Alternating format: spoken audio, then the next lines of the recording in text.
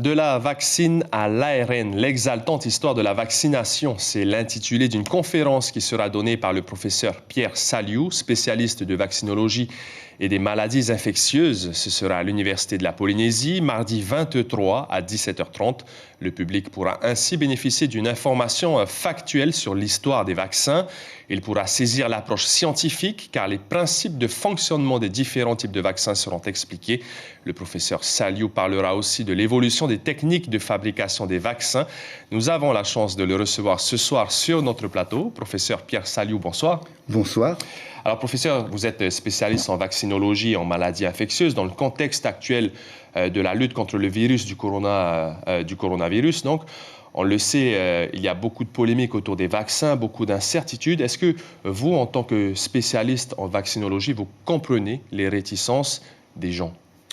Je comprends les réticences des gens parce que ces réticences, ce n'est pas d'aujourd'hui. Depuis le début des vaccins, il y a ce qu'on appelle des hésitants à la vaccination.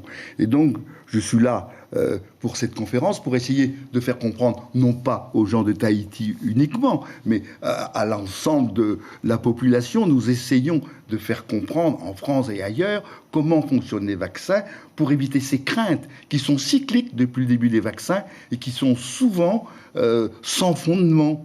C'est-à-dire que les peurs ont toujours existé, il faut un certain temps pour que les gens s'adaptent ou... Oui, toujours les gens ont une minorité heureusement, parce qu'il faut dire avant tout, c'est que vraiment les vaccins ont été le grand triomphe de la santé publique au XXe siècle et ça continue. Vous vous rendez compte des millions et des millions et des millions d'enfants qui ont été sauvés grâce aux vaccins. Les vaccins ont été bénéfiques, ils ont participé vraiment au progrès de la médecine.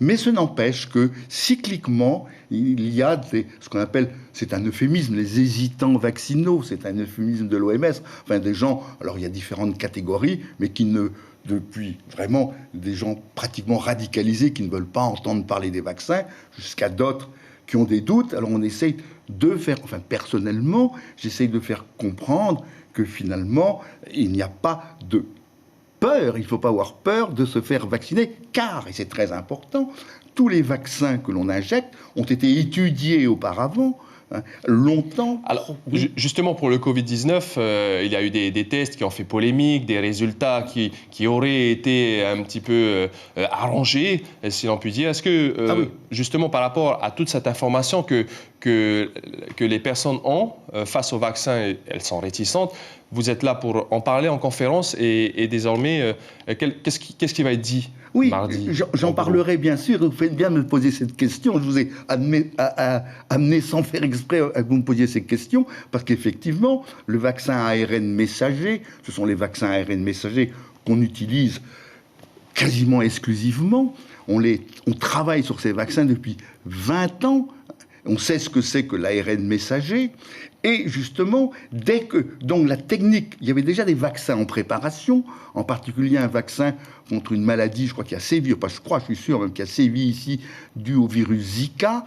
Et ce vaccin, mais heureusement, ce virus a quasiment disparu, le vaccin n'a pas complètement été développé, mais oui, le vaccin on était prêt vraiment sur le plan scientifique à mettre en place la technique de l'ARN messager pour préparer très très rapidement un vaccin. On a donc réussi à le préparer, on a fait tous les essais cliniques de phase 1, comme on dit, et on s'est aperçu, oh miracle, et ça c'est vraiment un miracle, c'est pour ça que ça a été si vite, que l'immunogénicité, c'est-à-dire le taux d'anticorps était très élevé. On n'a pas eu besoin de beaucoup de temps pour le savoir, alors on a pu aller très vite dans les études d'efficacité.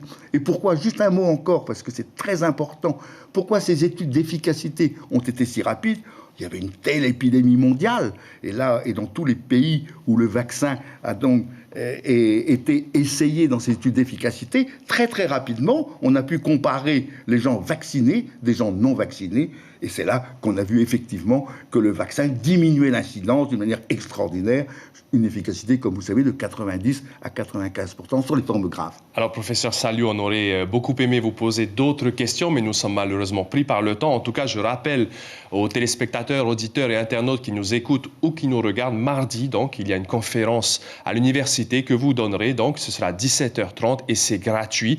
Et toute l'histoire, les techniques, le fonctionnement des vaccins, donc, seront développés à travers votre conférence et surtout des échanges seront permis à la fin de votre intervention. Merci beaucoup, professeur, d'avoir accepté notre invitation. Je vous en prie, avec plaisir.